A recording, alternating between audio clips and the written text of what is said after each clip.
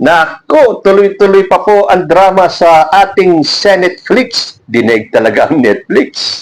Ang bagong episode naman ngayon sa Senado, si Senator Win Gatchalian, ang bagong Senate President pro tempore. So out na ba si Senate President Alan Peter Cayetano? Panoorin po natin ang ilang mahahalagang kaganapan sa Senado kanina.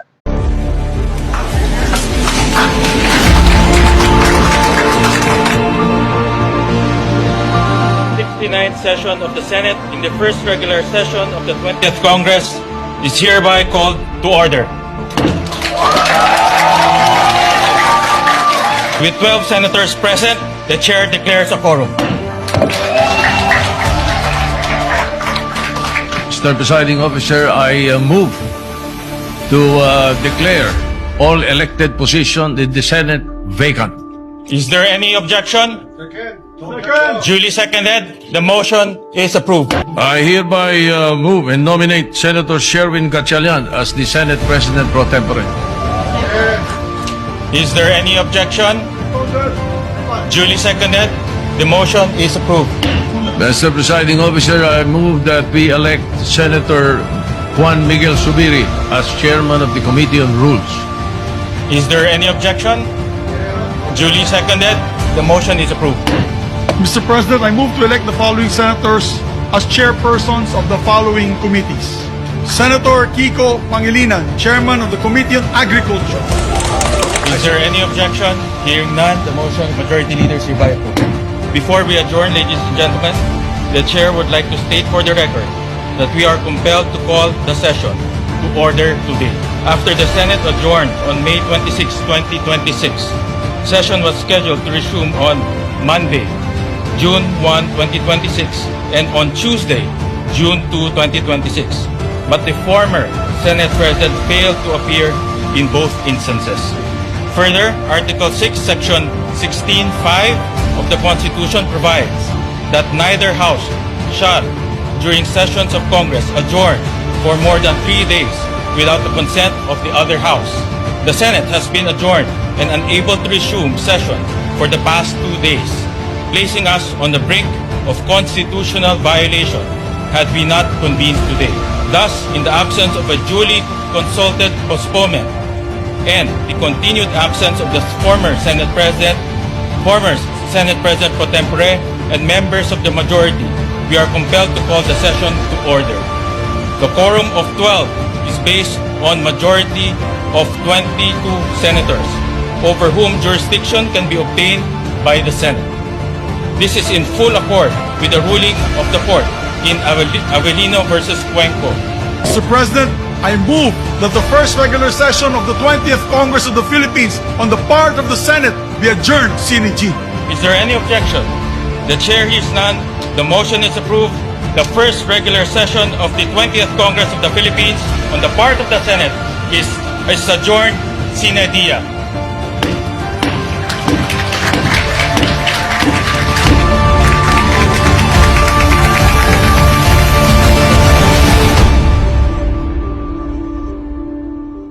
So may paliwanag kung bakit naganap yung dapat maganap kanina. Although syempre itong kabilang side, yung majority na ngayon sa tingin ko sila na ulit ang minority at itong minority ang bagong majority, kini-question yan. Tulad ni Pia Cayetano na kahit na daw grade 1 alam na ang 12 is not 13. At meron pong nabanggit si Senator Win Gatchalian tungkol dito sa kaso ni Avellino versus what's his name? Na kasintulad nung sitwasyon ngayon. Pero siyempre itong kabilang kampo hindi po tinatanggap yan. Lalo na si Alan Peter Cayetano. Kaya na ang problema, hindi naman pumapasok itong si Cayetano at itong majority. Meron akong narinig na hindi po pwede lumagpas sa 3 araw na hindi nagse-session ang Senado. Pangatlong araw po ngayon, June 1, June 2 ang sinabi ni Gatchalian. June 3 ngayon. Kung hindi pa sila gumawa ng paraan, magkakaroon ng something. Yan ang hirap sa walang background sa batas. Ganyan po tayo Mas marami po sa atin ang walang background sa batas. So, nanonood lang po tayo at pinakikinggan kung ano ang nangyayari and let the law decide kung ano ang tama. Iyan ang sinasabi ko. Marami po ako natututunan and I'm sure marami sa inyo na tulad ko na ordinaryong mamamayan lang ang maraming pututunan. So sige, ano ba dapat ang gawin ni Cayetano? Lalapit sa Supreme Court? Kaya lang, paano ba nakamit ng minority na ngayon ang majority itong nangyari kanina? Paano sila nagkaroon ng quorum of 12? Eto na nga po, pumasok na yung Judas na sinasabi ni Senator Camille Villar, na hindi ba sinasabi nila na mas masahol pa kay Judas yung manghuhudas sa kanila. Kung tutuusin, sino ba mga unang ng Judas? Nung nakaupo si SP Tito Soto, paano nagkaroon ng change of leadership kung hindi may ng Judas? So talaga sa Senado, uso po ang Judasan. Every time na magkakaroon ng kudita, nagkakaroon po ng mga Judas. At teka muna, may binabanggit pa itong kampo ni Cayetano na illegal daw yung kudeta kanina. Pero kailan ba naging legal ang kudeta? So, si Chis Escudero ang Judas ng mga Judas. Dahil hinudas ni Judas yung mga Judas. So, akala ko ba, sabi ni Cayetano, solid daw silang 13. Wala daw 11. Ano yung nangyari kanina? Kaya naman itong grupo ng mga dating majority, nagpupuputok ang butsi. Dahil nagpahayag daw ng galit ang Duterte Bloc doon sa taong ng Judas sa kanila. Sino pa? Di si Chis Escudero. Hindi nila siguro naisip na babaliktad itong si Chis Escudero. At ang dialogue yata nitong grupo ni Amy Marcos ay tinraidor daw sila. Speaking of being traidor. Kayo, nung tinanggal nyo si Tito Sen, may mga non-traidor sa kanila. So, ganyan din ang gagawin talaga sa inyo. Then ngayon ko napagtanto, sa Senado pala, maraming Judas. Dahil hindi po bago sa kanila ang salitang traidoran. O ngayon, di nakarma kayo. Tinraidor kayo o hinudas kayo ng kapwa nyo Judas. Pero at least, tulad niya na sinasabi natin dati, kung naging Judas man si Chis Escudero, yan yung totoong Judas. Yung napagtanto niya na nasa mali siya. Kaya bumalik siya sa katotohanan. Tulad ni Judas, nagsisi siya dahil ibinenta niya si Jesucristo sa 30 pirasong pilak. So sino kaya ang babaliktad pa? Yung mauuntog at maiisip nila na oo nga, puro gulo lang ang dinala ni Alan Peter Cayetano sa Senado. Puro kahihiyan. Mula nung naupo hanggang ngayon, ilang araw na ba yun? Pero si Alan Peter Cayetano will be on record as the shortest Senate President. At syempre, ang pinakawalang kwentang naging Senate President. So, ang mga katanungan dyan, matutuloy ba yung Blue Ribbon Committee bukas na in-schedule nila Alan Peter Cayetano? Dahil sabi ni Senator Erwin Tulfo, there will be a Blue Ribbon Committee hearing on Monday, June 8, 2026. As a matter of fact, I declare and I manifested that all members of the Senate, be it the majority and the new minority now, they are all members of the committee para walang masabi na ika nga may hocus-pocus. Hindi tulad nitong Blue Ribbon Committee ni Alan Peter Cayetano, puro sila lang ang nakaupo dyan. Ngayon, ang sinabi ni Erwin Tulfo, lahat ng miyembro ng Senado, minority, majority, they are all members of the Blue Ribbon Committee. Para nga namang patas. Walang pwedeng magsabing hocus-pocus. Pero ang sabi ni dating Senate President, or dati na nga ba talaga, na si Alan Peter Cayetano, tomorrow, tuloy ang hearing ng Blue Ribbon Committee. I am still the legitimate, legal, moral Senate President of the Republic of the Philippines. There are still functioning committees. We have to hear the testimonies. Invited pati yung mga gumawa ng illegal ngayon. You can try to stop us, but you will be stopping the Filipino people. Alam mo, Alan Peter Cayetano, tigilan mo na at kayo nasa grupo mo yung paggamit sa Filipino people. Mas marami ang ayaw sa inyo, lalo na sa iyo, Alan Peter Cayetano. Kaya nga panay ang live mo di ba? To reach out to the Filipino people dahil alam mo, wala nang naniniwala sa iyo. So kung ano-anong kasinungalingan na lang ang niyayak-yak mo sa iyong Facebook Live. Tama-tama. Kapag nasipa ka na bilang SP, mag-vlogger ka na lang. So titingnan natin bukas labanan yan. Matutuloy ba o hindi yung Blue Ribbon Committee? So nung dineclare nilang vacant lahat ng posisyon sa mga committee, ito na po yung mga bagong chairman ng Senate committees.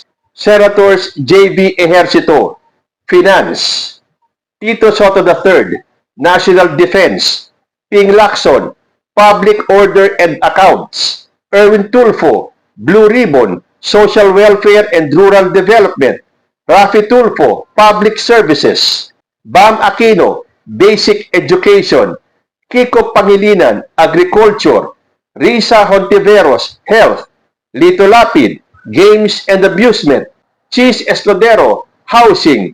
Miguel Subiri, Foreign Relations. So yan ang mga susunod natin aabangan. Dahil sigurado, hindi tatanggapin ng grupo ni Alan Peter Cayetano itong illegal daw na kudeta. Pero ang tanong ng karamihan, ngayon na itong si Chis Escudero ay lumipat sa minority na ngayon ay bagong majority, paano daw yung mga kaso niya? Narinig ko kaninang sinabi ni Senator Erwin Tulfo, tuloy yun. Kung may kasalanan, wala tayong magagawa kundi sumunod sa batas. Natama rin naman. Kasi oras na hindi matuloy ang investigasyon kay Chis Escudero, ay may papalagang taong bayan. Iisipin talaga nila na kapalit ng paglipat ng isang majority to minority ay nabili. Sabi nga ngayon yung mga DDS na nabigyan daw ng maleta si Chis Escudero. Kita nyo na yung style ng mga DDS sa pagpapalaganap ng intriga. Yung maleta na wala naman tayong nakitang ebidensya hanggang ngayon ginagamit. Lahat na lang ng hindi pabor sa kanila. Lahat ng nasa panig ng gobyerno nakatanggap daw ng maleta. Kung titignan niyo yung mga issues ng maleta, sino ba? Kanino ba nakita yung mga maleta? Hindi ba isa na kay Mike Defensor? So pasalamat tayo dito sa 12 senador. Dahil kanina nagsalita na po si President Bongbong Marcos. Sabi niya, get back to work. Magtrabaho kayo. Dahil ang daming nabibinbin.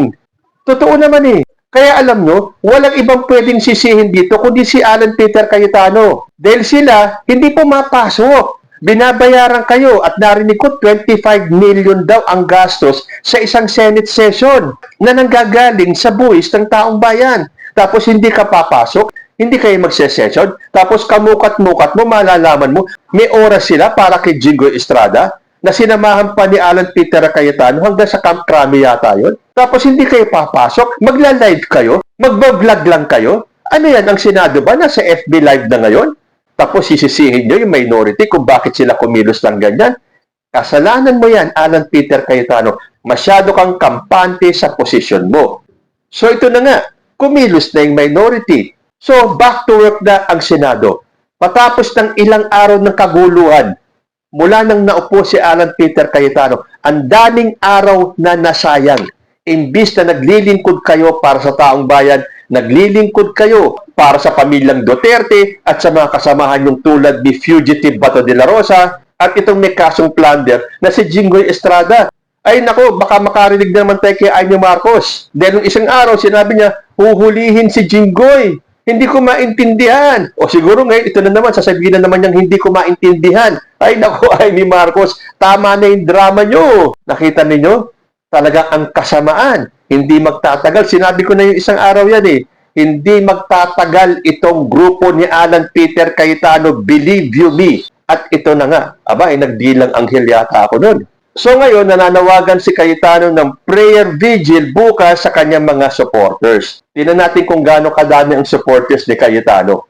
At ngayon, gumagawa na naman ng intriga itong si Cayetano. Ayaw talagang bumitiw sa kapangyarihan itong si Alan Peter Cayetano. Dahil sabi po dito, Senate President Cayetano, nanawagan na kung sakali mapatalsik ang mayorya ng Senado, posibleng maging lifetime nang nakaupo si BBM bilang Pangulo. Kung sakaling mangyari yan, maghanda na tayo para sa people power. Talaga yung intriga ninyo, no? Tinawanan na nga ni President Bongbong Marcos yung sinasabi ni Amy na term extension Tapos ipapakalat mo, porke napahiya ka, at ikaw yung pinakamaigsing na upo bilang Senate President, sasabihin mo, posibleng maging lifetime nang nakaupo si BBM bilang Pangulo. Pero para sa amin, siyempre mga loyalista, mas gugustuhin namin yan.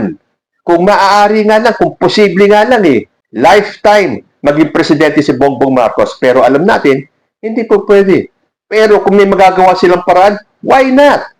Tapos sasabihin mo na kung sakaling mangyari yon na maging lifetime president si Bongbong Marcos, magpi-people power kayo? Yung nga nagsasabing magpi-people power itong kampo ni Sara Duterte. Walang nangyari. Ilang people power na ba ang ginawa ng mga DDS? Nagtagumpay ba sila?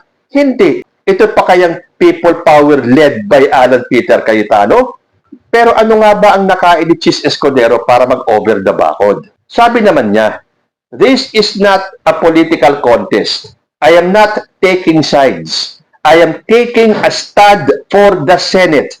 This is not about loyalty or betrayal. It is about duty." Tama. Bansagan ka man nag-traidor or ikaw ay binigyan ng maleta, pero kung para sa'yo, ginawa mo yan dahil duty niya yan, trabaho niya yan bilang senador. So, sino pa kaya ang minatitirang tino dito sa grupo ni Peter Cayetano na lilipat at magigising sa katotohanan na puro gulo lang ang dinala ni Cayetano sa Senado? Pero totoo bang hindi na si Alan Peter Cayetano ang Senate President? Dahil sabi ni Ping Lacson, hindi na.